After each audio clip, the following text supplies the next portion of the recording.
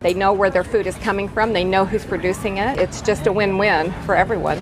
Go to any farmer's market in our area and you'll see the love and work put into getting food to your plate. Producers work day in and day out to feed us, help fuel our cars, and keep the economy running. But all that grinds to a halt if there's not enough water to go around.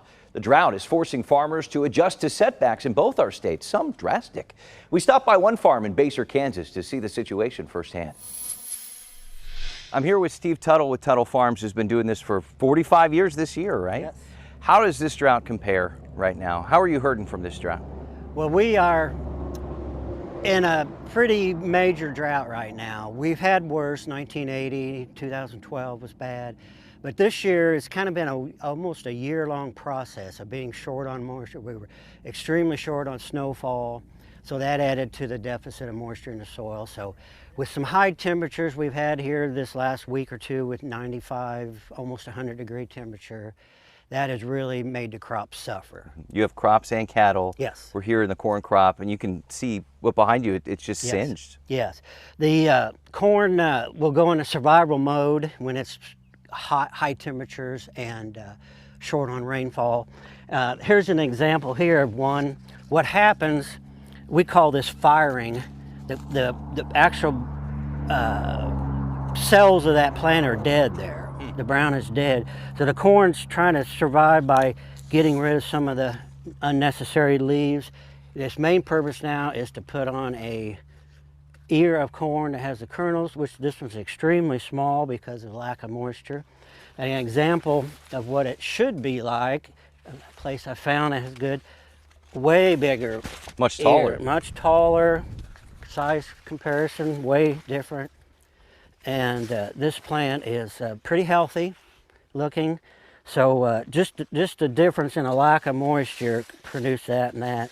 So instead of having maybe a 200 bushel crop, whatever, this one could only be maybe half. This being such a spotty drought, you see some producers having an okay year, Yes. and then some having a crisis year. Right. We know that some ranchers have had to sell off cattle. Yes. Have you heard of friends doing that? Or are you anywhere near that point? We're not quite to that point, but we were extremely short this year on hay going into the winter months, but we made it through.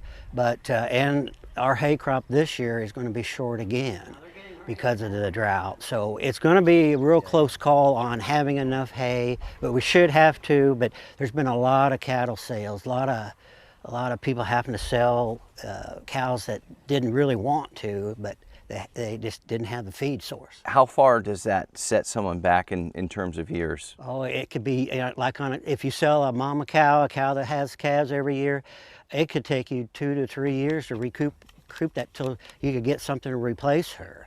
And the costs right now are pretty high to do that, so a lot of people just aren't doing it. So the cattle inventory in the United States is way down.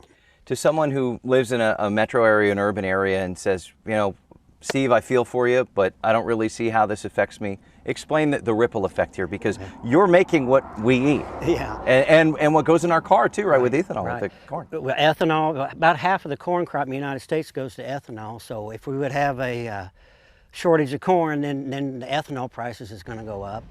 But it affects everyone because even if you don't live or work on a farm or have anything to do, your company that you work for, maybe they make a part for my tractor, maybe they make a part for some equipment we have. So if there's less demand, if I have a short crop, I don't have enough money to go buy something brand new. So I may not buy something, so that's going to affect the economy by not stimulating the economy by us buying, because all wealth comes from the land and everything comes from the soil, so very important.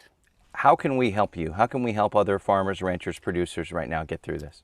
Well, one thing we like to do is support the local farms, and we do sell some beef, you know, off the farm and things like that. But just mainly, if people could just think about what we're going through. Only 2% of the population is in agriculture, so this 2% feeds the other 98%. So we do our best. So thanks for thinking of us. Well, we appreciate the work you've been doing, and good luck getting through this drought and this summer. Steve Tuttle, thank you. Thank you.